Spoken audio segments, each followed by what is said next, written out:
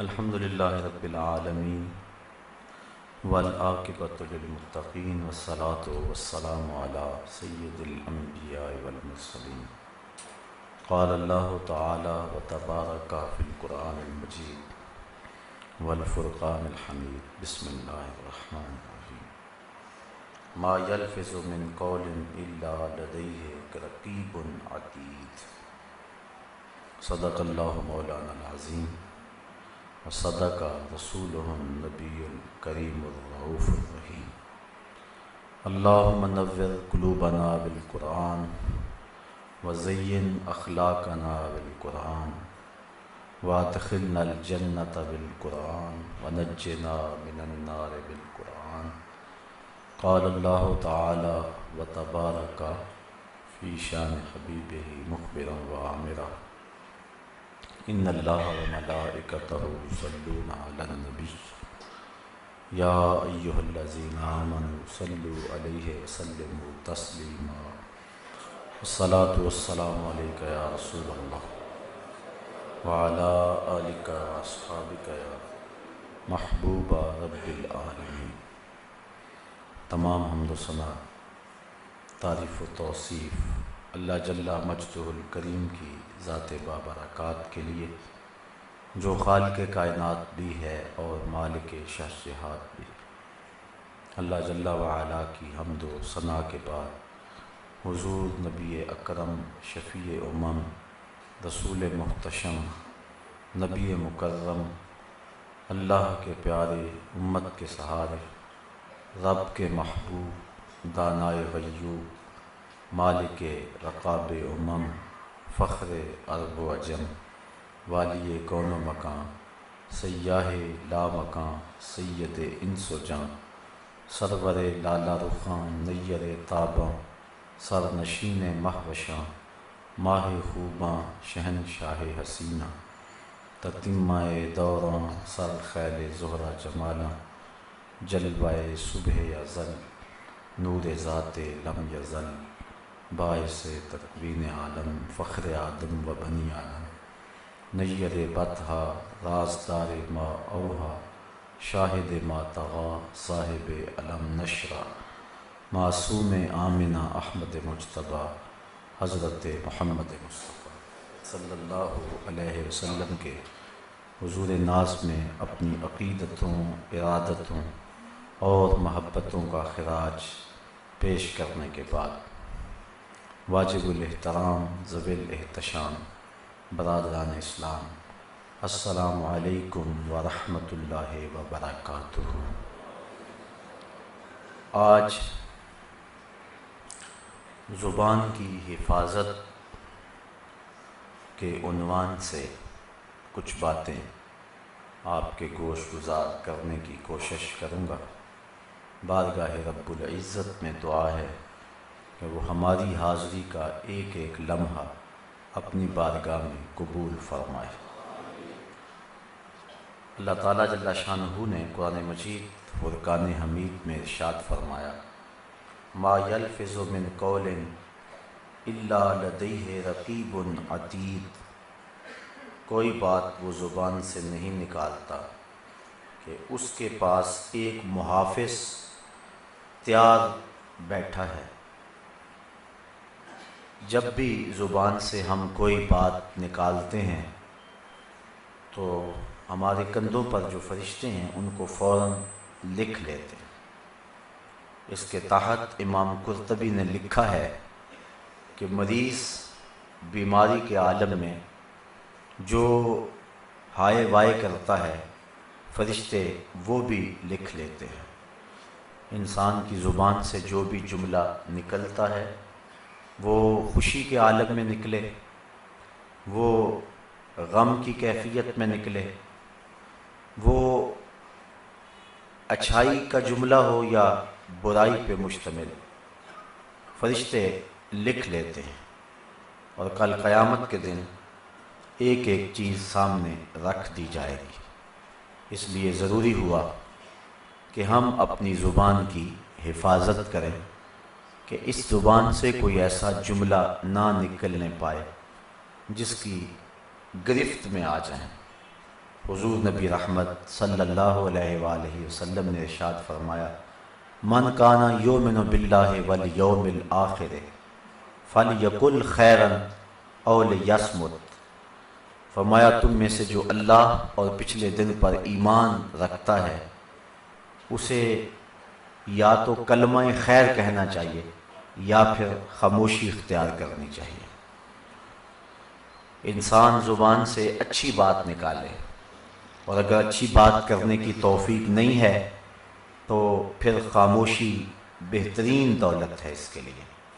اللہ تعالیٰ جل شانہ نے ہماری زبان سے نکلنے والے ایک ایک جملے کو محفوظ کرنے کا اہتمام کیا ہوا ہے، اور وہ فرشتے لکھ رہے ہیں۔ اس لیے اولاد آدم کی بہت ساری برائیاں زبان کی وجہ سے ہیں۔ حضرت عبداللہ ابن مسعود رضی اللہ تعالی عنہ سے روایت مروی ہے کہ حضور نبی رحمت صلی اللہ علیہ وسلم نے ارشاد فرمایا، ان اکثر خطایا ابن آدم فی لسانہ، کہ اولاد آدم کی بہت ساری خطائیں اس کی زبان میں ہیں۔ اور ایک حدیث میں آتا ہے کہ جب صبح ہوتی ہے تو پورے اعضائے بدنیہ زبان کے آگے درخواست کرتے ہیں کہ تو خاموش رہنا، کیونکہ زبان کی گفتگو سے باقی سارے جسم کے اعضاء کو سزا بھگتنی پڑتی ہے۔ تو سارے اعضائے بدنیہ زبان کو گزارش کرتے ہیں کہ تو خاموشی اختیار کرنا، تو غلط بات نہ کہنا۔ علماء نے اس بات کو بیان فرمایا ہے کہ جہاں بولنا بہت ضروری ہو جائے وہاں بولنا چاہیے، ورنہ خاموشی بہترین دولت ہے۔ حضور نبی رحمت صلی اللہ علیہ وآلہ وسلم نے ارشاد فرمایا، من صامتا نجا، جو خاموش ہو گیا وہ نجات پا گیا۔ ایک زمانے میں ایک بادشاہ کا بیٹا تھا جو ایک عالم دین کی صحبت میں بیٹھنے لگا، تو انہوں نے یہ حدیث بیان کی تو اس نے خاموشی اختیار کر لی۔ بادشاہ کو بڑی تشویش لاحق ہو گئی۔ اس نے مختلف حکاماء کو بلوایا اور اس کے علاج معالجے کا کہا۔ کسی نے کوئی علاج تجویز کیا، کسی نے کچھ کہا، حتیٰ کہ کسی حکیم نے یہ مشاورت دی کہ صبح کے وقت اس کو شکار کے لیے بھیجا جائے تاکہ آب و ہوا کی تبدیلی اس کی صحت کا باعث ہوگی اور دماغ کے اندر پیدا شدہ خشکی شاید اس کے بولنے کے راستے میں رکاوٹ ہے وہ ختم ہوگی۔ ایک نوکر کو ساتھ دے کر کے بادشاہ اس کو روزانہ سیر کے لیے اور شکار کے لیے بھیجتا، اور روزانہ رپورٹ لیتا نوکر سے، غلام سے، اس نے کوئی بات تو نہیں کی۔ روزانہ نفی میں جواب ملتا۔ ایک دن ایک برگد کے گھنے درخت کے نیچے سے گزر رہے تھے، اور غلام نے درخت کو خوب جھانک کر کے دیکھا، لیکن اس کی شاخوں میں اسے کوئی جانور نظر نہ آیا۔ آگے گزر گیا تو پیچھے سے فاختہ کے بولنے کی آواز آئی، تو غلام واپس پلٹا اور شاخوں میں بڑے غور سے اس کو ٹٹولا، وہ نظر آ گئی تو اس نے تاک کے تیر مارا تو وہ پھڑ پھڑاتی ہوئی زمین پہ آ گری۔ اس کی زبان سے بے ساختہ نکلا، صدقت یا رسول اللہ، حضور آپ نے سچ فرمایا۔ جب واپس غلام پہنچتا ہے تو اس کا آقا بادشاہ رپورٹ حسب معمول مانگتا ہے کہ اس نے کہا اس نے یہ بات آج کی ہے، یہ واقعہ ہوا ہے اور یہ بات کی۔ بادشاہ کہنے لگا پھر اس کا مطلب یہ ہے کہ یہ قصداً خاموش ہو گیا ہوا ہے۔ تو پہلے تو وہ ناز و نعام سے اس کے علاج معالجے کی صورت کر رہا تھا، اب اس نے جلادوں کو کہا اسے پکڑو اور الٹا لٹکاؤ، اسے مارو، اس کی طبیعت ٹھیک کرو۔ تو شہزادے کو پکڑ لیا گیا اور الٹا لٹکا کر جلادوں نے مارنا شروع کیا۔ تو یہ پھر بولا، کہنے لگا صدقت یا رسول اللہ، حضور آپ نے سچ کہا، فاختہ بولی تو وہ ماری گئی، میں بولا تو میں مارا گیا۔ تو خاموشی کے اندر فائدے ہیں۔ حضرت عیسیٰ علیہ السلام کا قول موجود ہے، علماء نے اس کو نقل کیا ہے۔ آپ فرماتے ہیں اگرچہ گفتگو ان کان الکلام من فضۃ فالسکوت من ذہب، اگر کلام چاندی ہے تو خاموشی سونا ہے۔ اور حضرت لقمان حکیم نے اپنے بیٹے کو جو وصیتیں کی تھی، ان وصیتوں میں ایک وصیت یہ بھی تھی کہ بیٹا اگر تیرے پاس موتیوں جیسی گفتگو ہو تو پھر بھی خاموشی اختیار کرنا۔ تو زیادہ بولنے سے انسان کی زبان سے جھوٹ بھی نکل جاتے ہیں، اس لیے اپنی زبان کو یا تو کلمہ خیر کا خوگر بنائیں یا پھر خاموشی اختیار کریں، تاکہ زبان سے ایسا کوئی جملہ نہ نکلنے پائے جو کہ اللہ کی ناراضگی کا باعث ہو جائے۔ اور اولاد آدم کے زیادہ تر گناہ زبان کی وجہ سے ہی ہوتے ہیں۔ زبان کی آفتیں اور زبان کی بے احتیاطیاں انسان کو پھنسا دیتی ہیں۔ حضرت شیخ سعدی شیرازی فرماتے ہیں تا مرد سخن نہ گفتہ باشد، عیب و ہنرش نہ ہفتہ باشد، ہر بیشہ گما مبر کے خالیس، شاید کے پلنگ خفتہ باشد۔ آپ فرماتے ہیں کہ آدمی جب تک بولتا نہیں اس کے عیب بھی چھپے رہتے ہیں اور اس کے ہنر بھی چھپے رہتے ہیں۔ اگر عیب چھپے رہیں گے تو لوگ آگاہ نہیں ہوں گے، اسے برا نہیں کہیں گے، اور اگر ہنر ظاہر ہوں گے تو حسد پیدا ہوں گے۔ اس لیے خاموشی کے اندر بہت ساری حکمتیں ہیں۔ اور ایک روایت کے اندر میں نے پڑھا ہے کہ جو شخص خاموش رہتا ہے اللہ تعالیٰ اس کی ستر پوشی فرماتا ہے۔ اس لیے اپنی زبان کو یا تو کلمہ خیر کا ہی خوگر بنائیں اور نہیں تو زیادہ سے زیادہ خاموشی اختیار کریں۔ زبان کی وہ بے احتیاطیاں جس سے انسان کو بہت سارے نقصان پہنچتے ہیں، ان میں سے ایک بے احتیاطی یہ ہے کہ بے مقصد بات کرنا۔ جہاں ضرورت نہ ہو وہاں بات نہیں کرنی چاہیے، انتہائی اشد ضرورت ہو تو گفتگو کرے۔ حضرت ابو بکر بن داسا حضرت امام ابو داؤد سے روایت کرتے ہیں، جس کو امام بدر الدین عینی نے عمدۃ القاری شرح صحیح بخاری میں لکھا ہے۔ کہتے ہیں کہ حضرت ابو داؤد نے اللہ کے محبوب علیہ السلام کی 5 لاکھ حدیثوں کو جمع کیا، ساری زندگی لگا دی اس کام پہ، اور 5 لاکھ حضور کی احادیث کے ذخیرے کو جمع کیا۔ پھر ان میں سے انتخاب کیا تو 8,000 احادیث انہوں نے ان میں سے الگ کی، اور پھر زہد اور مناقب کی احادیث کو الگ کر کے انہوں نے اس سے آگے پھر انتخاب کیا تو وہ صرف 400 حدیثیں رہ گئیں۔ 400 احادیث میں سے پھر انہوں نے خلاصہ تیار کیا اور انتخاب کیا صرف 4 حدیثوں کا، اور وہ کہتے ہیں جو ان 4 حدیثوں پہ عمل کر لے اس کے دنیا دین کے لیے یہ 4 حدیثیں ہی کافی ہیں، اور یہ اسلام کی اساس ہیں، اسلام کی بنیاد۔ ان 4 حدیثوں میں سے ایک حدیث یہ ہے من حسن اسلام المرء ترکہ ما لا یعنیہ، کسی آدمی کے اسلام کا حسن یہ ہے کہ وہ ہر بے مقصد کام کو چھوڑ دے۔ کوئی عمل، کوئی قول، کوئی فعل، کوئی رویہ، اٹھنے والا کوئی قدم اور حرکت کرنے والا کوئی ہاتھ اس کا مقصدیت سے خالی نہ ہو، ہر بے مقصد کام کو چھوڑ دے۔ یہ کسی شخص کے دین کا حسن ہے۔ یہ 5 لاکھ احادیث کے ذخیرے سے جو 4 منتخب حدیثیں ہیں ان میں سے ایک ہے۔ تو اس لیے اپنی زبان کو کنٹرول کرنا چاہیے اور اس کو قابو میں لانا چاہیے۔ حضرت محمد بن کعب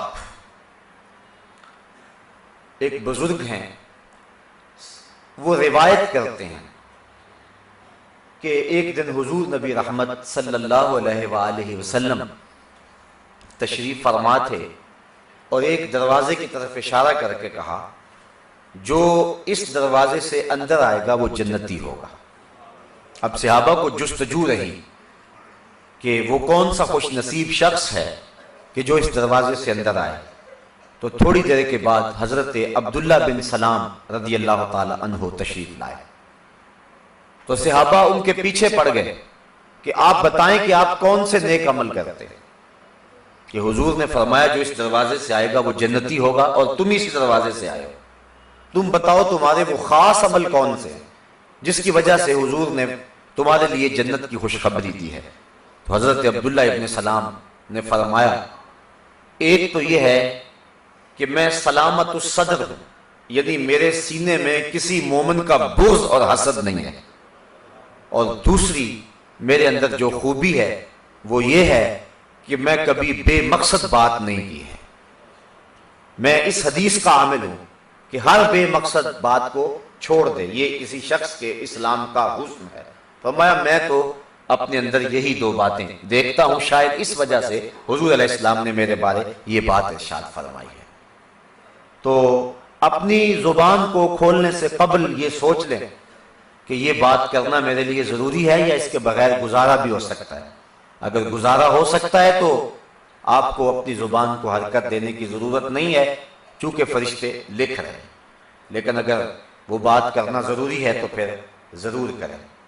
اللہ تعالیٰ نے قرآن مجید میں ارشاد فرمایا لا خیر فی کثیر من نجواہم الا من امر بصدقۃ او معروف او اصلاح بین الناس، کہ زیادہ باتیں کرنے میں کوئی بھلائی نہیں ہے مگر جو کوئی صدقے کا حکم دے یا نیکی کا حکم دے یا لوگوں کے درمیان اصلاح کرے، یعنی تین چیزیں، یا لوگوں کو صدقہ کرنے کا حکم دے اور ترغیب دے کہ اللہ کی راہ میں خرچ کرو، غرباء، مساکین، یتامى، ان کے لیے ترغیب دلائے، تو اس کے لیے اس کو گفتگو کرنا پڑے، کسی کو قائل کرنا پڑے، تو اس کے لیے جتنی مرضی گفتگو کرے گا وہ اس کے لیے خیر ہی خیر ہے۔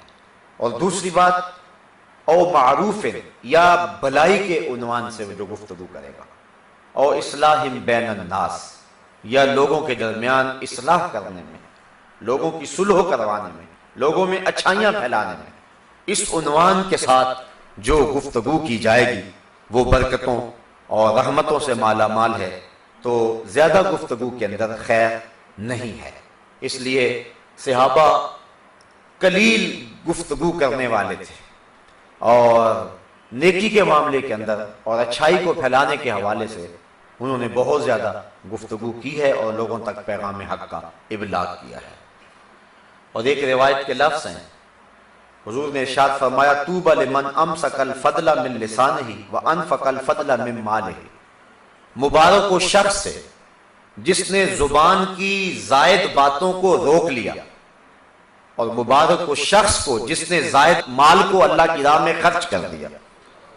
اگر باتیں بہت ساری ہوں تو ان کو خرچ نہ کریں، ان کو روک کے رکھیں، اور اگر مال زیادہ ہو تو اس کو راہ خدا میں خیرات کریں، اور حضور نے ان دونوں اشخاص کو مبارک دی ہے۔ تو یہ زبان کی آفت ہے کہ انسان کثرت کے ساتھ گفتگو کرنے والا ہو جائے۔ حضرت حسن بصری سے روایت ہے من کثر کلامہ کثر کذبہ، جو بندہ کثرت کے ساتھ کلام کرے گا تو کثرت کے ساتھ اس کی گفتگو میں جھوٹ بھی ہوگا۔ اور حضرت عیسیٰ سلام اللہ علیہ سے الفاظ مروی ہیں کہ من کثر کذبہ ذہب جمالہ، جس شخص کے جھوٹ زیادہ ہوں گے اس کے چہرے کا حسن زائل ہو جائے گا۔ چہرے کے اوپر ایک جمال ہوتا ہے اور ایک روحانی نور ہوتا ہے جس کا ہر خاص و عام ادراک کرتا ہے، اور اس کے چہرے پر ایک کشش ہوتی ہے، اور جب کوئی شخص جھوٹ بولنے کا مزاج بناتا ہے تو اس کے چہرے کی کشش اور وہ نور اور چہرے کا وہ جو اجالا ہے جو مومن کو ودیت کیا جاتا ہے وہ چھین لیا جاتا ہے۔ تو جس کی گفتگو زیادہ ہوگی اس کے جھوٹ زیادہ ہوں گے، اور جس کے جھوٹ زیادہ ہوں گے تو اس کے گناہ زیادہ ہوں گے، اور جس کے گناہ زیادہ ہوں گے اس کے چہرے کا جمال رخصت ہو جائے گا، چہرے کی خوبصورتی، چہرے کی رونق اور تر و تازگی جاتی رہے گی۔ اس لیے خیر اس میں ہے کہ گفتگو کو کم کیا جائے اور تھوڑی گفتگو کی جائے۔ زبان کی آفتوں میں سے ایک آفت فحش اور گالی دینا ہے، فحش باتیں کرنا اور گالیاں دینا ہے۔ حضور نبی رحمت صلی اللہ علیہ وسلم نے ارشاد فرمایا، جس کو صحیحین نے اپنی اسناد کے ساتھ روایت کیا ہے، سباب المسلم فسوق وقتالہ کفر، مومن کو گالی دینا یہ فسق ہے، گناہ ہے، اور اس کا قتل کرنا کفر ہے۔ تو مومن کو گالی دینا، اس سے بہت زیادہ دوری رکھنے کی ترغیب شریعت اسلامیہ نے دی ہے کہ اپنی زبان کو کسی مومن کی گالی کے ساتھ ملوث نہ کرو۔ بلکہ حضور نبی رحمت صلی اللہ علیہ وسلم نے ارشاد فرمایا ایاکم والفحش فإن اللہ تعالی لا يحب الفحش ولا التفحش، کہ فحش کلام کرنے سے بچو، چونکہ اللہ تعالیٰ پسند نہیں کرتا کہ کوئی شخص فحش گفتگو کرے۔ جب بھی آپ گفتگو کریں تو اس وقت دیکھیں کہ ہماری زبان پہ کوئی ایسا جملہ جاری نہ ہونے پائے جو سوکیانہ ہو، جو بازاری ہو۔ بعض لوگ گالی شوق سے دے دیتے ہیں اور وہ اس میں بڑی بہادری سمجھتے ہیں، اسی طرح کچھ لوگ مکروہ قسم کی گفتگو اپنی مجالس کے اندر کرتے ہیں۔ یہ فحش گفتگو کرنا، چاہے وہ درست اور سچی ہی کیوں نہ ہو، اس سے منع فرمایا گیا ہے، اور اللہ تعالیٰ اس کو پسند نہیں کرتا۔ اللہ تعالیٰ جمیل ہے، جمال کو پسند کرتا ہے، اللہ تعالیٰ اچھی گفتگو کو پسند کرتا ہے۔ تمہاری زبان فحش، تفحش اور سباب المسلم سے گندی اور غلیظ نہ ہونے پائے۔ جس زبان سے تم نے رب کا نام لینا ہے، جس زبان سے تم نے اس کے رسول کے قصیدے پڑھنے ہیں، اس زبان پر غلط بات اور فحش کلمات نہیں آنے چاہیے۔ تو یہ زبان کے فتنوں میں سے ایک فتنہ یہ ہے کہ کوئی شخص فحش گفتگو کرنے کا مزاج رکھے، اگرچہ وہ اپنی اہلیہ کے ساتھ ہی یا اپنے کسی قریبی دوست کے ساتھ ہی گفتگو کرے، پھر بھی اس کو اپنی گفتگو کو فحاشی اور جو ہے وہ سب و شتم سے پاک رکھنا چاہیے۔ یہ کسی زبان کا حسن ہے اور کسی زبان کا نور ہے۔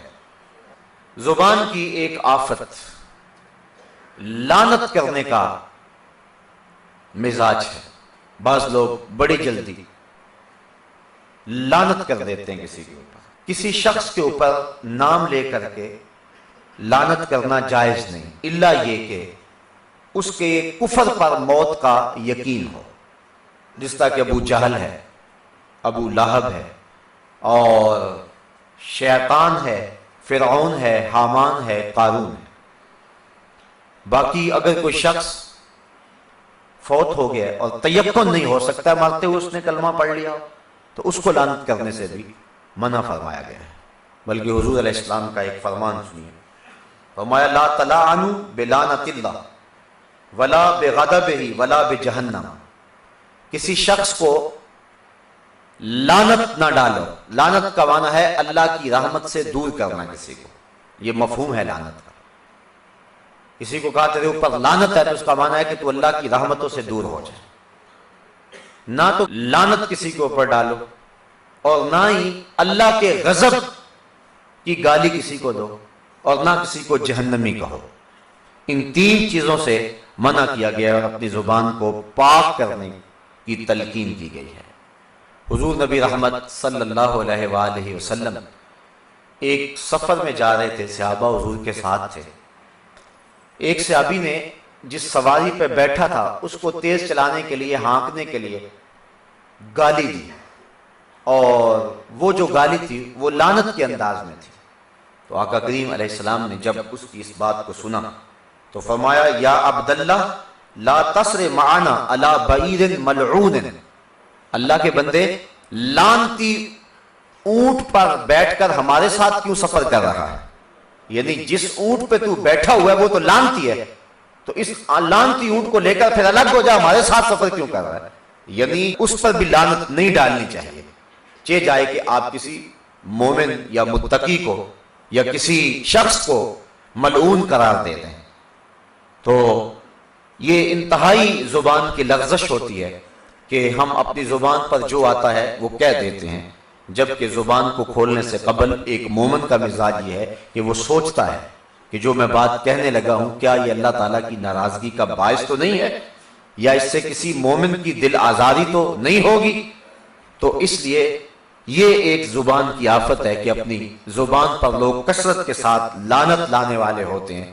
تو انسانوں پر لعنت کرنے سے گریز کی تلقین تو اسلام نے کی ہی ہے، بلکہ اس شخص نے اپنی سواری پر جب لعنت بھیجی تو حضور نے فرمایا اے اللہ کے بندے اپنی سواری کو لے کے الگ ہو جا، جس سواری پہ تو سفر کر رہا ہے وہ تو تیرے نزدیک ملعون ہے۔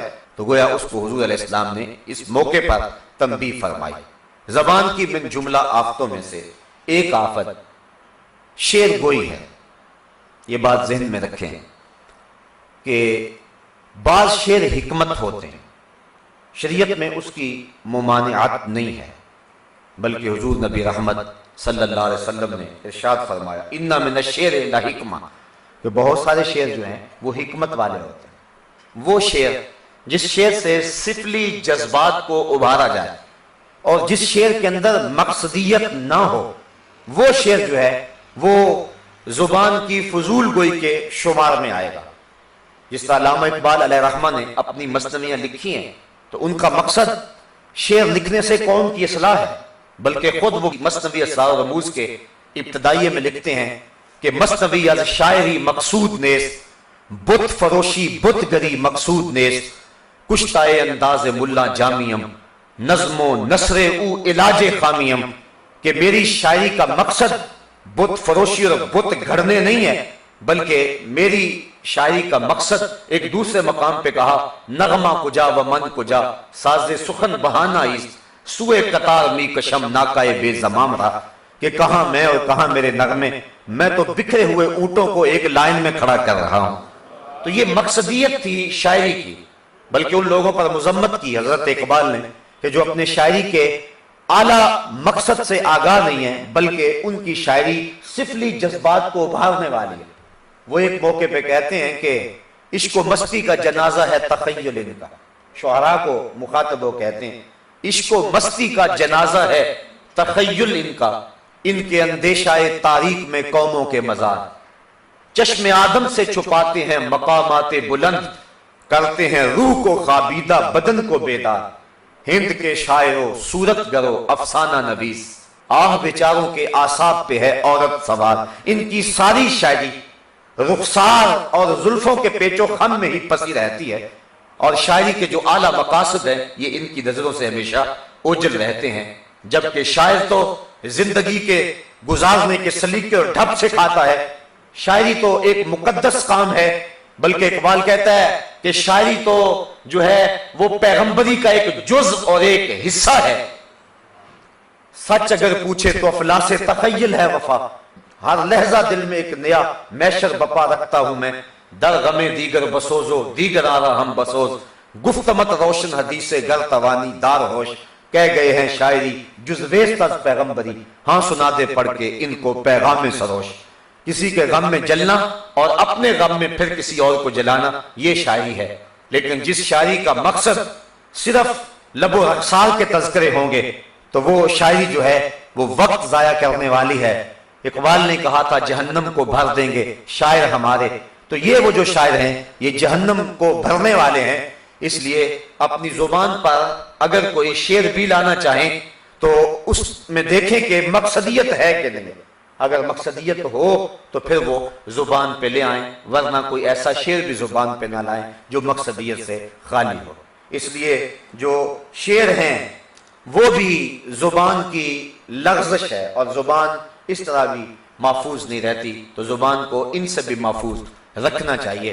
شعر پڑھنے کی بجائے اللہ کا قرآن پڑھنا چاہیے۔ زبان کی خطاؤں میں سے اور زبان کی آفتوں میں سے ایک نامناسب مزاح ہے، جس کو مذاق بھی کہتے ہیں۔ اس کا مقصد کسی کی تذلیل اور تحقیر کرنا ہے، یا ویسے ہی اس کا مقصد جو ہے وہ لوگوں کو اپنی طرف متوجہ کرنا اور محفل کے اندر ایک رنگ باندھنے کا ذوق ہے۔ ایسے مزاح کرنے سے منع کیا گیا ہے۔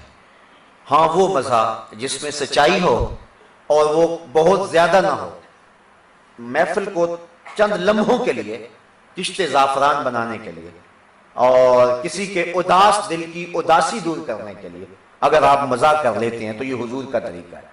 کتب میں باقاعدہ ابواب موجود ہیں، باب و مزاح نبی صلی اللہ علیہ وآلہ وسلم، بلکہ صحابہ نے حضور سے پوچھا کہ حضور آپ ہمارے ساتھ مزاح بھی کرتے ہیں، تو حضور علیہ السلام نے فرمایا انی لامزح ولا اقول الا حقا، میں مزاح کرتا ہوں لیکن میری زبان سے حق کے علاوہ کچھ نہیں نکلتا۔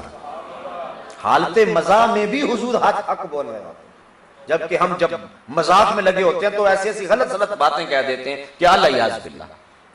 حضور علیہ السلام کے مزاح کی ایک دو مثال ہم لے لیتے ہیں کہ ایک مرتبہ ایک خاتون حاضر ہوئی حضور کی خدمت میں اور وہ بوڑھی تھی، تو آقا کریم نے ارشاد فرمایا کہ بوڑھی عورتیں جنت میں نہیں جائیں گی۔ تو اس نے رونا شروع کر دیا، چونکہ صحابہ تو جنت کے بے حد حریص تھے اور ان کی آرزو تھی کہ ہمیں جنت نصیب ہو جائے۔ یہ آج کا شاعر پتہ نہیں یہ کہاں سے شاعری سیکھتا ہے اور ممبر پہ کھڑے ہو کے کہتا ہے کہ پتہ نہیں تو کیڑی جنت کا کرنا ہے تذکرہ۔ میاں اسی جنت کا جس جنت کے لیے لمبے لمبے ہاتھ اٹھا کے حضور دعا مانگا کرتے تھے، اسی جنت کا تذکرہ جس کے بارے حضور فرمایا کہ اگر اللہ سے مانگو تو جنت الفردوس مانگو، یہ مانگو، اس سے مطالبہ کرو، اور جہنم سے پناہ مانگنے کی ترغیب دی گئی اور جنت کو مانگنے اور طلب کرنے کی ترغیب دی گئی۔ تو جو شاعری قرآن و حدیث کے مزاج سے ٹکراتی ہوگی ہم اس شاعری کو تسلیم نہیں کریں گے۔ اس لیے یہ اس دور کے فتنے ہیں کہ ہر ایرا غیرہ شعر لکھنے بیٹھ گیا جس کو پتہ ہی نہیں ہے۔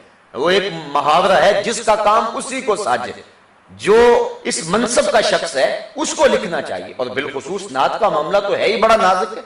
ایک شاعر ہوا عرفی، وہ کہتا ہے عرفی مشتا ای رہے ناتست نہ صحرا، اے عرفی مت دوڑنا، یہ نعت کا میدان ہے، کوئی صحرا نہیں ہے کہ منہ اٹھا کے تو بھاگ پڑے، بلکہ قدم قدم پہ احتیاط چاہیے، دیکھنا ہے اوپر بھی نہیں جانا اور دیکھنا ہے نیچے بھی نہیں آنا، دو رویا تلوار کے اوپر چلنے کے مترادف ہے۔ تو شریعت کا مزاج اگر کوئی شخص جانتا نہیں ہے تو اس کو بالکل یہ حق نہیں پہنچتا کہ جو ہے وہ شاعری کرنے بیٹھ جائے پھر جو مرضی کہتا پھرے۔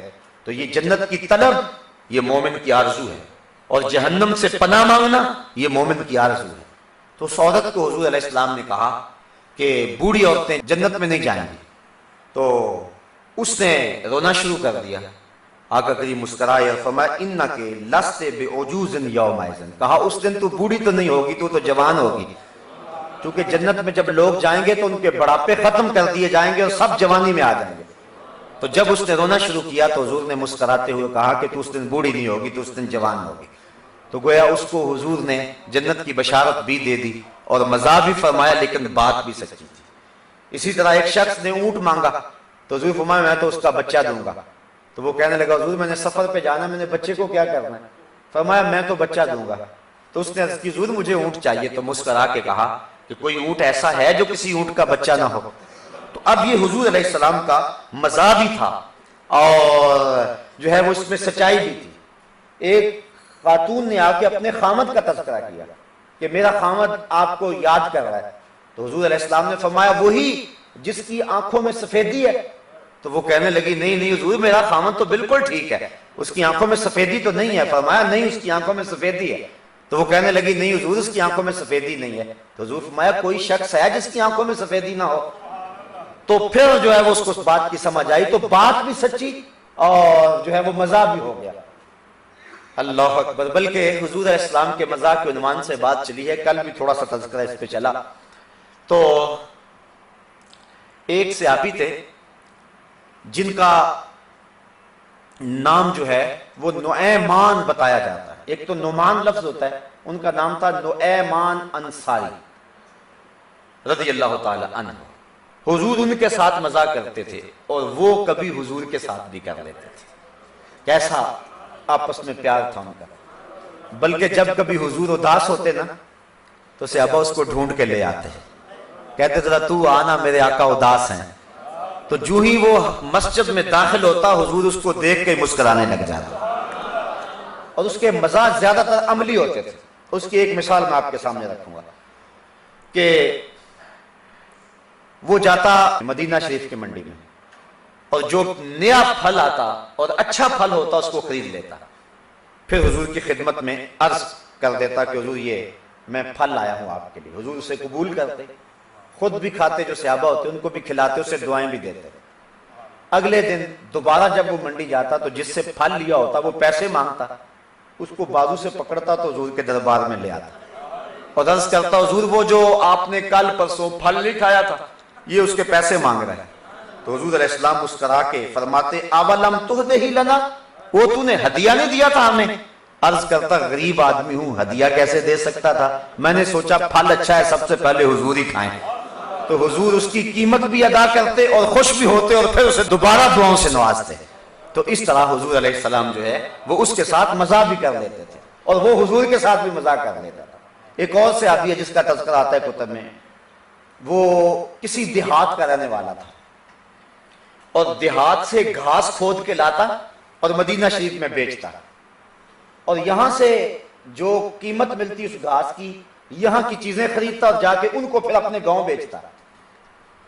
تو وہ شخص جو ہے وہ حضور سے بڑا پیار کرتا تھا اور حضور اس سے پیار کرتے تھے اور حضور اس سے مزاح بھی کر لیتے تھے۔ ایک دن حضور گئے بازار میں، اس نے گھاس رکھا ہوا تھا اور بیچ رہا تھا۔ حضور پیچھے سے گئے اور چپکے سے جا کے اس کی آنکھوں پہ ہاتھ رکھ لیے۔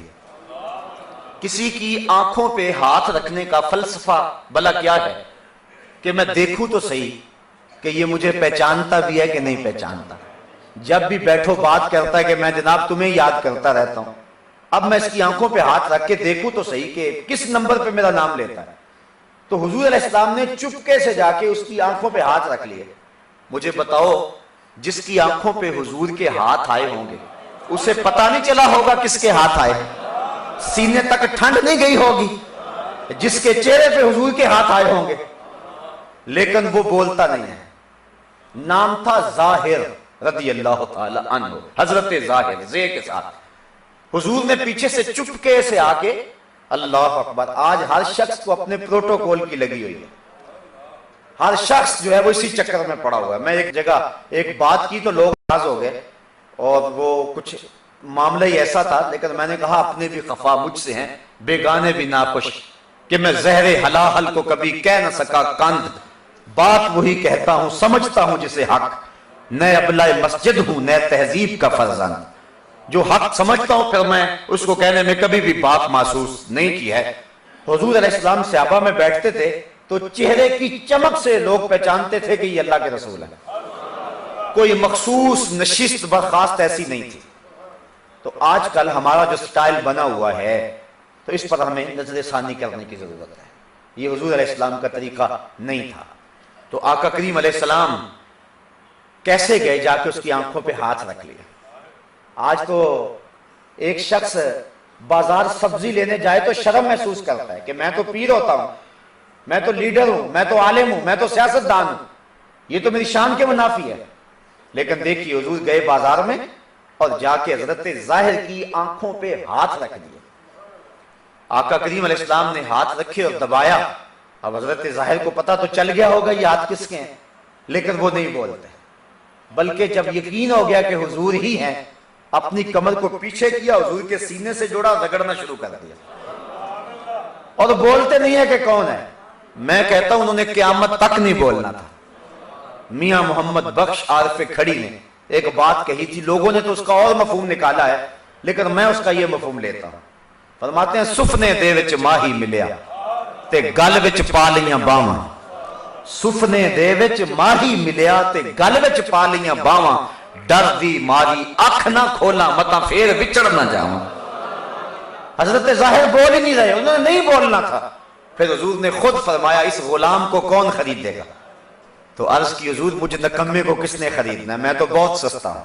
تو حضور فرمایا ظاہر یوں نہ کہو، اللہ کے نزدیک تم بہت مہنگے ہو۔ اور پھر فرمایا ظاہر تم ہمارے دیہات ہو، ہم تمہارے شہر ہیں۔ تو اس طرح حضور نے مزاح فرمایا۔ تو مزاح فرمانا حضور کے عمل اور حضور علیہ السلام کی سنت سے ثابت ہے، لیکن مزاح وہ ہو جس میں سچائی ہے، اور وہ ہر وقت اگر مزاح میں لگا رہے گا تو وہ بھی درست نہیں ہے۔ حضور کی زندگی میں آپ کو خال خال ایسے واقعات ملیں گے کہ حضور نے مزاح فرمایا ہے۔ ایک صحابی تھے جن کا نام ابا عمیر تھا، انہوں نے ایک ممولہ رکھا ہوا تھا، وہ مر گیا۔ تو جب وہ آیا حضور سے ملنے کے لیے، عمر چھوٹی تھی تو حضور مسکرا پڑے اور فرمایا یا ابا عمیر ما فعل النغیر، اے عمیر کے باپ وہ نغیر تیرے ممولے کا کیا ہوا؟ یعنی اس کا افسوس کرنے لگے، بھئی بڑا افسوس ہوا ہے کہ وہ تیرا ممولہ مر گیا۔ تو اس طرح حضور اس کے ساتھ مزاح فرمانے لگے۔ اللہ اکبر۔ تو یہ مزاح شریعت مصطفیہ کے اندر جائز ہے، لیکن وہ مزاح جس مزاح کے اندر کسی کی تحقیر مقصود ہو، جو مزہ ہر وقت مزہ ہی رہے اور محفل کے اندر سنجیدگی نہ آنے دے، اس سے منع کیا گیا ہے، اس سے روکا گیا ہے۔ ایک بزرگوں کا میں نے قول پڑھا ہے، وہ اپنے بیٹے کو نصیحت کرتے ہیں، کہا بیٹا مزہ کم کیا کرو، اور اگر تم کسی شریف کے ساتھ مزہ کرو گے تو اس کے دل میں حقد پیدا ہوگا تمہارے لیے، اور اگر کسی جو ہے وہ بخشیش سے، کسی کمینے سے مذاق کرو گے تو وہ تمہارے ساتھ فری ہو جائے گا، اس لیے وہ بھی تمہارے لیے مناسب نہیں ہے۔ لہٰذا اپنے وقار کو برقرار رکھ کے مزاح بھی کرنا ہے تو مزاح میں اپنے وقار کو کبھی مجروح نہیں ہونے دینا ہے، اور ہمارے سامنے مزاح کرنے کا بہترین طریقہ حضور کی سیرت ہے اور حضور کا انداز ہے۔ تو زبان سے حالت مزاح کے اندر ہم جو باتیں کہہ دیتے ہیں، بعض کا جھوٹ بھی کہہ دیتے ہیں، تو یہ بھی جو ہے اس سے بھی زبان کی حفاظت کرنی چاہیے۔ ایک اور ہماری زبان کی بے احتیاطی ہے کہ ہم کسی شخص کا تمسخر اڑا دیتے ہیں، اس کی تحقیر کر دیتے ہیں، اپنی زبان سے تمسخر اڑا دیتے ہیں۔ اللہ تعالیٰ نے قرآن مجید کے اندر اس چیز سے منع فرمایا، یا ایھا الذین آمنوا لا یسخر قوم من قوم عسیٰ ان یکونوا خیرا منہم ولا نساء من نساء عسیٰ ان یکن خیرا منہن۔ اے ایمان والو، کوئی قوم، لا یسخر قوم من قوم، کوئی قوم کسی دوسری قوم کا مذاق نہ اڑائے، ان کا تمسخر نہ اڑائے۔ عسیٰ ان یکونوا خیرا منہم، ہو سکتا ہے جس کا مذاق اڑایا جا رہا ہے یہ ان مذاق اڑانے والوں سے، تمسخر کرنے والوں سے بہتر ہوں۔ آگے فرمایا ولا نساء من نساء، اور کوئی عورت کسی عورت کا مذاق نہ اڑائے۔ عسیٰ ان یکن خیرا منہن، ہو سکتا ہے جس کا مذاق اڑایا جائے وہ اس سے بہتر ہو۔ بعض اوقات ہم کسی کے لباس پر مذاق اس کا اڑا دیتے ہیں، بعض اوقات کسی کا نالا وغیرہ جو کسی کا ازار بند وہ لٹکا ہوا ہو تو یہ بعض اوقات انسان کا دھیان نہیں رہتا تو ہم اس کا مذاق اڑا دیتے ہیں، یہ بھی زبان کی لغزش ہے۔ بعض اوقات ایسا ہوتا ہے کہ سخت بارش کے موسم میں کیچڑ ہوا ہوتا ہے اور ایک آدمی پھسل جاتا ہے اور گر جاتا ہے، اور جتنے آدمی اس کو دیکھ رہے ہوتے ہیں وہ آگے بڑھ کے اس کو تھامنے کی بجائے سارے ہنسنا شروع کر دیتے ہیں اور اس کا مذاق اڑا دیتے ہیں۔ اور بعض اوقات کوئی شخص سائیکل پہ، موٹر سائیکل پہ جا رہا ہے، اچانک اس کا ٹائر پھٹ گیا اور دھماکہ ہوا تو سارے لوگ ہنسنا شروع کر دیتے ہیں۔ یہ عام سی باتیں جو میں آپ کے سامنے رکھ رہا ہوں۔ تو اللہ تعالیٰ جل شانہ ارشاد فرماتا ہے، اے ایمان والو، ایک قوم دوسری قوم کا مذاق نہ اڑائے، ہو سکتا ہے کہ جس کا مذاق اڑایا جا رہا ہے وہ ان سے زیادہ اچھے ہو اللہ کی نظر میں، تو یہ تو نہیں جانتے، اس لیے مت کسی کا مذاق اڑائیں۔ بعض اوقات انسان تو اس حوالے سے بڑا کمزور ہے، ایک آدمی چلا آ رہا ہو، سارے آدمی اس کی طرف غور سے دیکھنے لگ جائیں تو اس کی چال میں فرق آ جاتا ہے، اور انسان اپنی عزت کے معاملے میں سخت حریص ہے، اور جب اس کا مذاق اڑایا جائے تو دلوں کے اندر نفرت پیدا ہوگی۔ اس لیے اس شریعت کے ادب کو اللہ تعالیٰ نے بیان فرما دیا کہ اے ایمان والو، ایک دوسرے کا مذاق نہ اڑاؤ۔ اللہ اکبر۔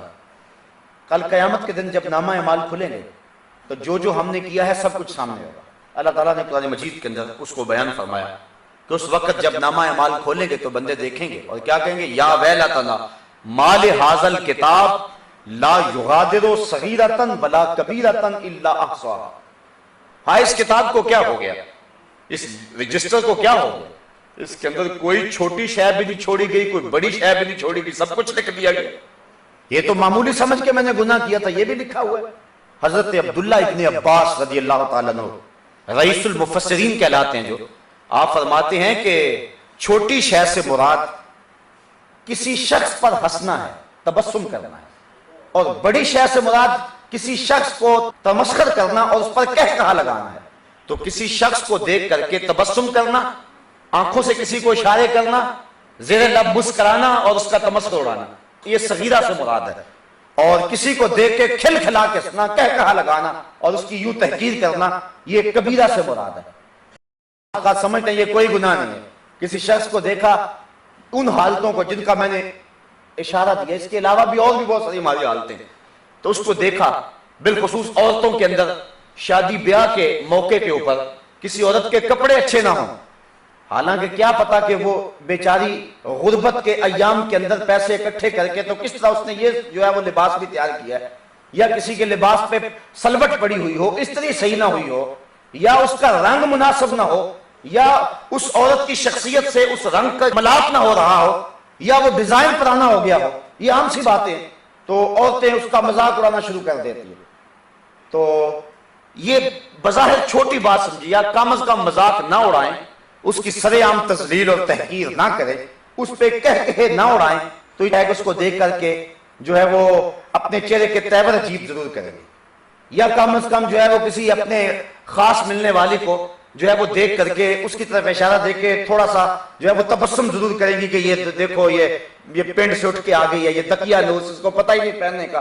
اس طرح کی جو ہے وہ بات یا کم از کم تمسخر ضرور ہوگا.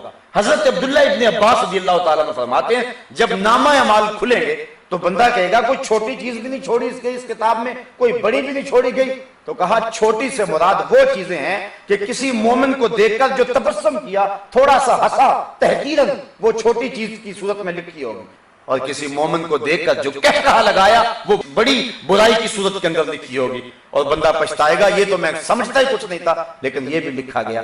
تو زبان کے ساتھ جو ہے وہ اس انداز کے ساتھ کہ کسی مومن کی تحقیر کریں یا اس کا تمسخر اڑائیں تو یہ بھی سخت منع فرمایا گیا.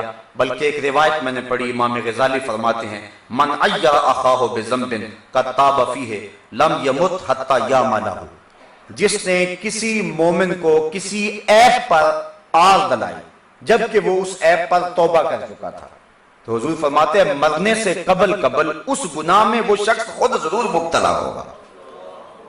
بعض کا بچپنے میں، لڑکپنے میں، زندگی میں بہت گناہ ہوتے ہیں، بڑے عجیب و غریب کام بھی بندوں سے زیادہ ہو جاتے ہیں. جب وہ شخص توبہ کر لے تو اللہ فرشتوں کے لکھے ہوئے دفتر سے بھی مٹا دیتا ہے. لیکن لوگ اتنے سخت ہیں کہ لوگ ساری زندگی جان نہیں چھوڑتے. وہ کیا کسی نے کہا تھا، لوگ تو فنکار ہیں اس درجہ کہ پل بھر میں سنگے درے کعبہ سے بھی اصنام تراشے. تم کون ہو اور کیا ہے داغ کبابی، لوگوں نے تو مریم پہ بھی الزام تراشے. لوگ کبھی نہیں چھوڑتے، کسی کے باپ دادے میں بھی کوئی مسئلہ ہو تو اس کو بھی لے کر کے بیٹھ جاتے ہیں. بچپنے میں کوئی کوتاہی ہو گئی ہو، چاہے اس کا تعلق گناہ سے نہ بھی ہو، بچپنے کا بھول پن ہو تو بندے اس کو بھی نہیں چھوڑتے. اس لیے کہتے ہیں جو لنگوٹیا ہوتا ہے اس سے بڑا ڈرتے ہیں لوگ کہ جو ہے وہ ماضی کو جانتا ہوتا ہے تو وہ رسوا کر دیتا ہے، ذلیل کر دیتا ہے. تو حضور علیہ السلام کا یہ فرمان سن لیجئے، جس شخص نے کسی شخص کو کسی گناہ پر آر دلائی جبکہ وہ اس گناہ کو چھوڑ چکا تھا، توبہ کر چکا تھا، تو مرنے سے قبل وہ شخص اس گناہ میں ضرور مبتلا ہوگا. اللہ اکبر. تو یہ وہ لوگ جو کسی کا مذاق اڑاتے ہیں یہ بھی بہت بڑی آفت ہے. بلکہ ایک حدیث میں آتا ہے کہ جو لوگ لوگوں کا مذاق اڑایا کرتے ہیں قیامت کے دن ان کے ساتھ یہ سلوک ہوگا کہ حکم ہوگا ہلما ہلما، آ جاؤ آ جاؤ، اور جنت کے دروازے کھول دیے جائیں گے اور وہ دوڑ کر کے، گناہ تو بڑے ہوں گے لیکن دوڑ کر کے جنت کی طرف جائیں گے کہ کام بن گیا.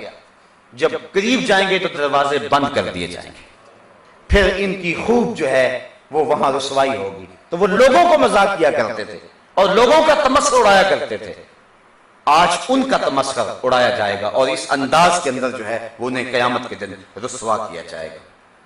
زبان کی آفتوں میں سے ایک آفت جس سے زبان کو محفوظ رکھنا ضروری ہے وہ یہ ہے کہ کوئی شخص تمہیں راز کی بات بتائے تو اس کے راز کی بات کی حفاظت کرو. یہ نہیں ہے کہ کوئی تمہیں راز کی بات بتا گیا ہے تو اس کے اٹھنے کے فوراً بعد آپ بندہ ڈھونڈتے پھرتے ہیں جس کو بتائیں، وہ آپ کے پاس امانت رکھ کے گیا. ایک حدیث کے الفاظ ہیں الحدیث بینکم امانہ، باتیں تمہارے درمیان امانت ہیں، تو امانت کے اندر خیانت نہیں کرنی چاہیے. تو آج کل یہ ہے کہ بعض اوقات بندہ کسی کو راز کی بات کہتا ہے اور اس کو اپنا سمجھ کے کہتا ہے لیکن وہ کئی لوگوں تک اس بات کو پہنچا چکا ہوتا ہے اور ہر ایک کو یہی تاکید کرتا ہے یہ میں تیرے ساتھ کی ہے، آگے کسی کے ساتھ تو نے نہیں کرنی. اس کا بھی تو کوئی ایسا قریبی ہوگا نا جس کے ساتھ وہ خاص کر کے کہے گا کہ آگے نہیں کرنی. اس طرح وہ بات پورے معاشرے کے اندر پھیل جاتی ہے. اس لیے کہتے ہیں کہ جو راز کسی کو بیان کر دیا پھر اس کو راز نہ سمجھے، وہ پھر افشا ہو گیا. لیکن اس کے باوجود بعض چیزیں سینے کے اندر کھٹکتی ہیں اور انسانوں کے اندر دکھ بنی ہوئی ہوتی ہیں.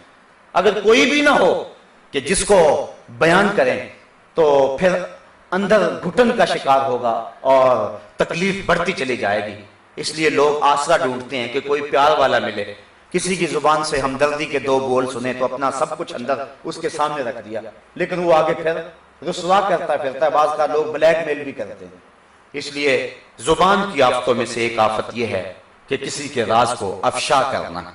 بلکہ میں نے کسی دانش مند کا قول پڑھا ہے، وہ کہتے ہیں کہ رازدان وہ ہونا چاہیے جس کو راز بتا کر یہ نہ کہنا پڑے کہ یہ بات راز والی ہے، یعنی وہ اتنا سمجھدار ہو کہ خود ہی سمجھے کہ یہ بات راز والی ہے، میں نے کسی کے سامنے نہیں کرنی ہے. تو یہ زبان کی مصیبت اور آفتوں میں سے ایک آفت ہے کہ زبان کسی کے راز کو محفوظ نہ رکھ سکے. زبان کی حفاظت جھوٹ سے، چاہے وہ قسم کی صورت میں ہو یا قول کی صورت میں ہو، یہ کرنی چاہیے. اور یہ زبان کی بدترین لغزش ہے کہ زبان جھوٹ بولے. حضور نبی رحمت صلی اللہ علیہ وسلم نے ارشاد فرمایا الکذب ینکس الرزق، جو کذب ہے، جھوٹ ہے، وہ رزق کو کم کر دیتا ہے.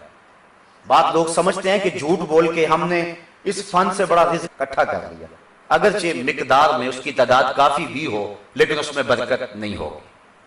بلکہ ایک روایت میں آتا ہے ثلاثۃ نفر لا یکلمہم اللہ تعالی ولا ينظر الیہم ولا یزکیہم ولہم عذاب الیم. 3 اشخاص ایسے ہیں کہ اللہ تعالیٰ ان کی طرف نظر رحمت سے نہیں دیکھتا، ان کو پاک بھی نہیں کرے گا، اور اللہ تعالیٰ ان کے ساتھ قیامت کے دن کلام بھی نہیں کرے گا، اور دردناک عذاب میں مبتلا ہوں گے. وہ 3 اشخاص کون ہیں؟ شیخ زان، ایک بوڑھا زانی جو بوڑھا ہو گیا لیکن بدکاری نہیں چھوڑی. دوسرا شخص وہ مالک کذاب، اور جھوٹا بادشاہ، حکمران ہونے کے باوجود بھی جھوٹ بولتا ہے. اور تیسرا شخص وہ عائل مستکبر، اور وہ آدمی کہ جو غریب بھی ہے، کنگال بھی ہے، اور تکبر بھی کرتا ہے، آکڑ بھی بڑی ہے. تو یہ 3 اشخاص ایسے ہیں کہ اللہ نہ ان کو نظر رحمت سے دیکھے گا، نہ پاک کرے گا، نہ کلام کرے گا، بلکہ دردناک عذاب میں مبتلا کرے گا. اور ایک دوسری حدیث کے اندر جو ہیں وہ 3 اور اشخاص کا تذکرہ کیا جن کو اللہ نظر رحمت سے نہیں دیکھے گا. المنان بعطیتہ، ایک وہ شخص کہ جس نے کسی کو کوئی خیرات کی اور بعد میں اس کو جتلایا، ایک وہ شخص. دوسرا شخص والمنفق سلعتہ بالحلف الفاجر، جس نے جھوٹی قسم کھا کر کے مال بیچا اور اس سے جو نفع ہوا اس سے خیرات کرتا ہے، اس سے مسجد بنوا رہا ہے، اس سے مدرسہ بنوا رہا ہے، اس سے ہاسپٹل تیار کروا رہا ہے، جبکہ اس مال کو جو بیچا ہے جس کا یہ نفع ملا ہے اس کو جھوٹی قسم کھائی تھی اور اس پہ ثواب کی امید رکھتا ہے. اور تیسرا وہ شخص والمسبل ازارہ، اور جو تکبر کی وجہ سے اپنی شلوار کو ٹخنوں کے نیچے لٹکاتا ہے. حدیث شریف میں آتا ہے اور حدیث صحیح ہے، سیاستہ میں ہے، حضور فرمایا کہ جو تیبند وغیرہ ٹخنوں سے نیچے ہوگا اور جتنی جگہ اس نے گھیری قیامت کے دن اتنی جگہ جہنم کی آگ میں جلائی جائے گی. تو اگر کوئی شخص جس کا پیٹ بزرگ ہو اور اگر وہ اپنی شلوار کو یا تیبند کو اوپر باندھے اور وہ ڈھلک کر نیچے آ جائے اور مجبور ہو، تکبر کی وجہ سے ایسا نہ ہو، تو اس کے لیے اجازت ہے. جس طرح حضرت ابوبکر صدیق رضی اللہ تعالیٰ عنہ کا پیٹ بزرگ تھا، انہوں نے عرض کی حضور میری جو تیبند ہے وہ ڈھلک کے نیچے آ جاتا، فرمایا تم تکبر کرنے والوں میں سے نہیں. تو اگر کوئی ایسی پوزیشن کسی کی ہو تو اس سے درگزر ہے، لیکن اگر ایسی پوزیشن نہیں ہے تو پھر وہ تکبر کرنے والا ہوگا، جو جھجک محسوس کرتا ہے کہ اگر میرے ٹخنے ننگے ہوئے تو لوگ کیا کہیں گے، وہ تکبر کرتا ہے. اس لیے جس نے اپنی شلوار کو ٹخنوں سے نیچے کیا تو اللہ تعالیٰ قیامت کے دن اس کی طرف نظر رحمت سے دیکھے گا ہی. اب یہ کتنا بڑا مشکل کام ہے جس سے ہم گریز کرتے ہیں. ابھی اٹھ کر کے جائیں تو اپنی شلواروں کو جو ہے وہ لپیٹ کر کے نہیں، کھینچ کر کے. لپیٹنا جو ہے یہ کفے صوب ہے اور یہ بھی مکروہ ہے، تو کھینچ کر کے اپنے ٹخنوں کو ننگا کریں اور کوشش کریں کہ جب درزی کو اپنا ماپ وغیرہ دے تو اس وقت ہی اپنی شلوار کو ٹخنوں سے اوپر رکھیں. اس پر کسی کے تانے سے نہ ڈرو، بلکہ یہ حضور علیہ السلام کا فرمان ہے اور واضح فرمان ہے، اور اس کی طرف نظر کرو. اللہ اکبر. تو 3 اشخاص وہ ہیں کہ جن کی طرف اللہ نظر رحمت نہیں کرے گا، اور ان میں سے ایک شخص وہ ہے کہ جس شخص نے جھوٹی قسمیں اٹھا کے مال بیچا. تو اگر کوئی شخص جھوٹ بولتا ہے تو اس کے رزق میں برکتیں نہیں ہوتی ہیں. اللہ اکبر. ایک حدیث سنیے اور یقیناً آپ کو ٹھنڈ پڑے گی، اور میں بھی اس حدیث شریف کو پڑھ کے رات جھومتا رہا. حضور نبی رحمت صلی اللہ علیہ وسلم نے ارشاد فرمایا اربع اذا کن فیک لا یضرک ما فاتک من الدنیا. کہا میرے امتی اگر تجھ کو 4 چیزیں مل جائیں، دنیا کی اور کوئی چیز بھی تیرے پاس نہ ہو تو تجھے پریشانی نہیں ہونی چاہیے. وہ 4 چیزیں اگر تیرے پاس ہے تو ساری کائنات تیرے پاس ہے. وہ 4 چیزیں کون ہیں؟ صدق الحدیث، ایک تجھے سچی بات کرنے کی عادت ہے، یہ دولت ہے تیرے پاس. وحفظ الامانہ، اور امانت کی حفاظت کرنے کی اگر عادت ہے. وحسن خلق، اور تیرے پاس اخلاق حسنہ ہے، اچھا خلق اللہ نے تجھے دیا ہے. وعفت طعمہ، اور تیرا رزق پاک ہے، تیرا لقمہ پلیت نہیں ہے، لقمہ مشکوک نہیں ہے، لقمہ پاک ہے. کہا اگر یہ 4 چیزیں تجھے مل گئی تو دنیا کی اور کوئی چیز بھی تجھے نہ ملی تو پریشانی نہیں ہے. اب میں اور آپ دیکھیں کیا یہ 4 چیزیں ہمارے پاس ہیں. اگر زبان سچ والی ہے اور امانت میں کبھی ہم خیانت نہیں کرتے، کوئی امانت رکھتے تو ڈرتے رہتے ہیں کہ اس کو حفاظت کے ساتھ ہم لٹا سکیں، اور ہم اکھڑ مزاج نہیں ہیں، خلق والے. اللہ تعالیٰ فرمائے لو کنت فظا غلیظ القلب لانفضوا من حولک. محبوب اگر آپ ترشرو ہوتے، تنگ مزاج ہوتے، ماتھے پہ شکنے لانے والے ہوتے، اتنے لوگوں کا ہجوم آپ کے گرد تو نہ ہوتا. کچھ ان کے خلق نے، کچھ ان کے کردار نے کر لی، مسخر ساری دنیا شہ ابرار نے کر لی. یہ حضور کا خلق تھا کہ لوگ حضور کے پیچھے پیچھے ہوتے تھے. اس لیے جس کو حسن خلق مل گیا بہت بڑی دولت ملی ہے. وعفت طعمہ، اور جس کا رزق پاک ہوا، یعنی رزق مشکوک نہیں ہے، رزق پاک. یہ 4 چیزیں جس کو مل گئی اس کو ہر شے مل گئی. تو اگر قول اور قسم میں کسی صورت میں بھی جھوٹ آ گیا تو یہ زبان کی من جملہ آفتوں میں سے ایک آفت ہے. زبان کی ایک آفت الغیبہ، غیبت کرنا ہے. کسی شخص کے اندر کوئی عیب ہو تو اس عیب کو اچھالنا اور بیان کرنا، اس کی پس پشت غیبت ہے. عرض کی گئی کہ فلاں میں تو یہ عیب ہے، تو کہا تبھی تو غیبت ہے کہ عیب ہے. اگر عیب نہیں ہے پھر بیان کرو گے پھر تو بہتان ہوگا.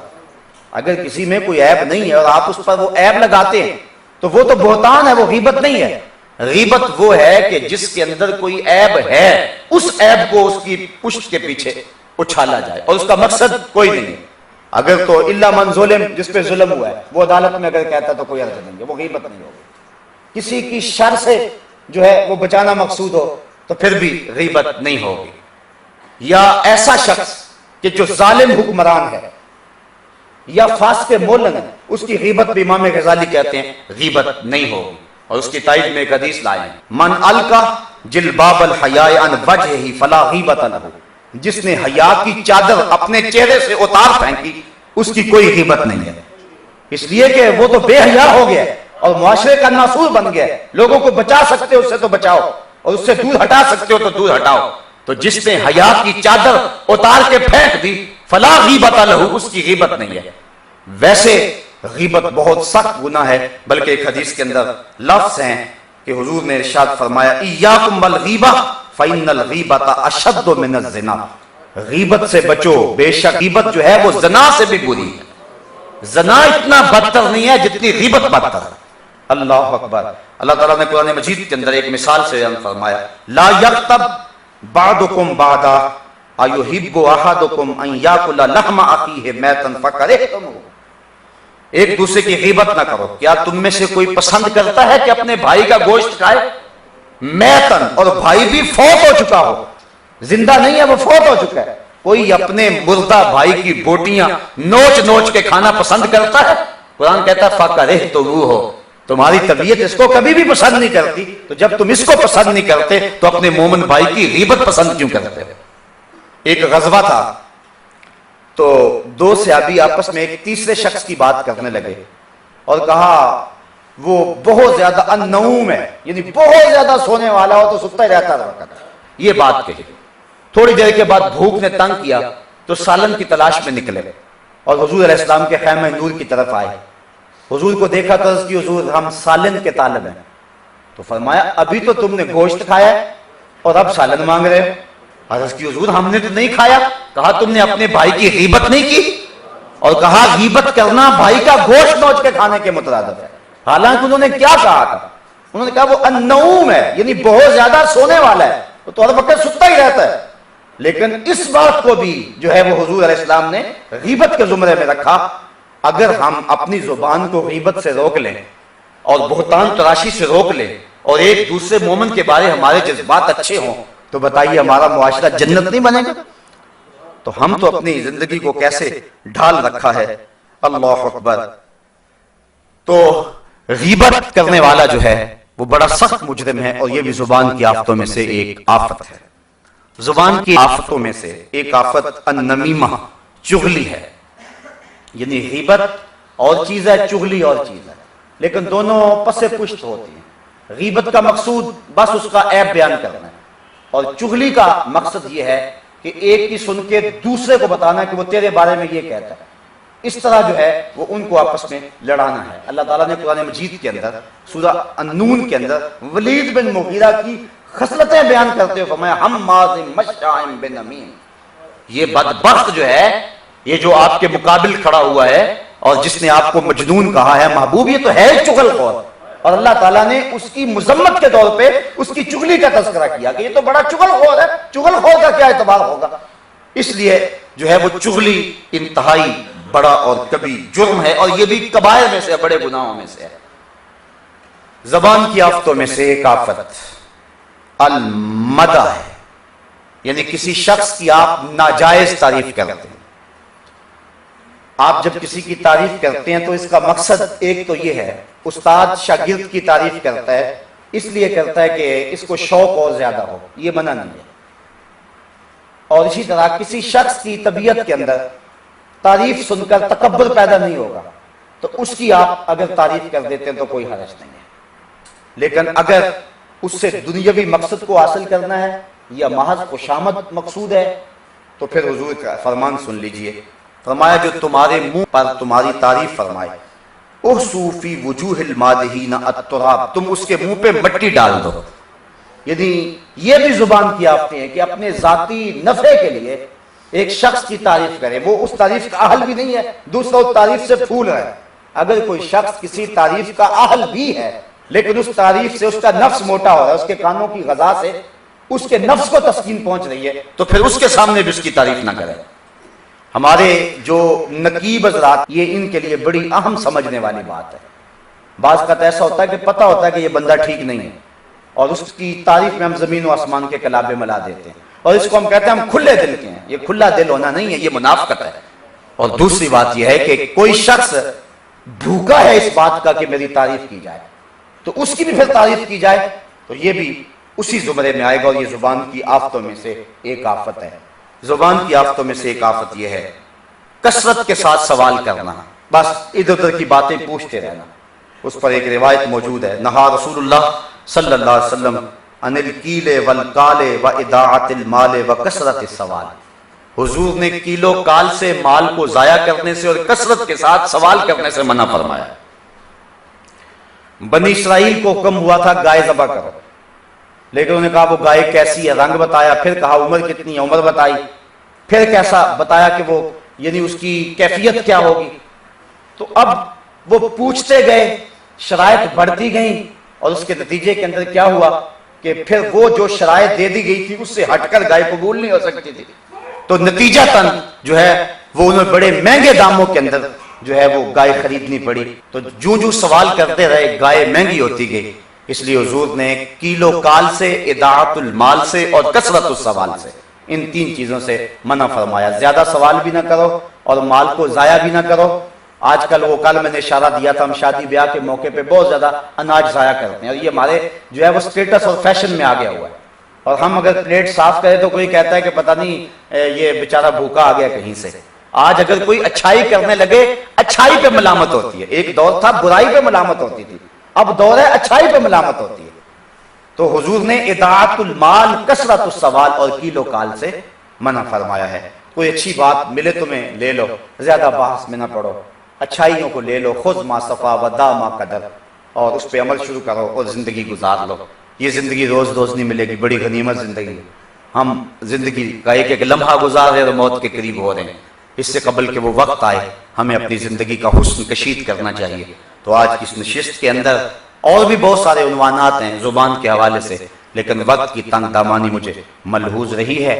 تو اپنی زبان کو پاک رکھیں، اپنی زبان سے کوئی جھوٹ، کوئی ایسا جملہ، کوئی ایسی چیز جس سے کسی مومن کے دل کو تکلیف پہنچ سکتی ہے، اپنی زبان کو روکیں، کف لسان کریں اور زبان کی حفاظت کریں۔ قیامت کے دن جو ہے وہ زبان کے بارے میں جو ہے وہ سوال بھی ہوگا، اور زبان کی وجہ سے بڑے لوگ پکڑے جائیں گے۔ کل میں نے روایت آپ کے سامنے رکھی تھی، حضور نے فرمایا جو تمہارے دو جبڑوں کے درمیان اور جو تمہاری دو ٹانگوں کے درمیان ہے، تم اس کی ضمانت مجھے دے دو، میں تمہیں جنت کی ضمانت دے دوں۔ تو اپنی زبان کی حفاظت کریں، اللہ تعالیٰ نے یہ دولت عطا فرمائی ہے۔ سب سے بہتر علاج تو خاموشی ہے۔ حضرت شیخ فرید الدین عطار آپ نے جو ہے وہ 100 وصیتیں کی کہ بیٹا تیرے پاس موتیوں جیسے لفظ بھی ہوں پھر بھی تو نہ بولنا، خاموشی اختیار کرنا۔ تو اس لیے جو ہے وہ اپنی گفتگو کو کنٹرول رکھیں، بالخصوص زبان سے کوئی ایسا لفظ بیان نہ کریں جس کا کوئی مقصد اور مدعا نہ ہو۔ اللہ مجھے آپ کو جو کہا ہے اس پہ عمل کرنے کی توفیق عطا فرمائے۔ آفاق کے ہر گوشے میں قرآن سنا کر دم لینا، اب رکنا نہیں، اب تھمنا نہیں، فردوس میں جا کر دم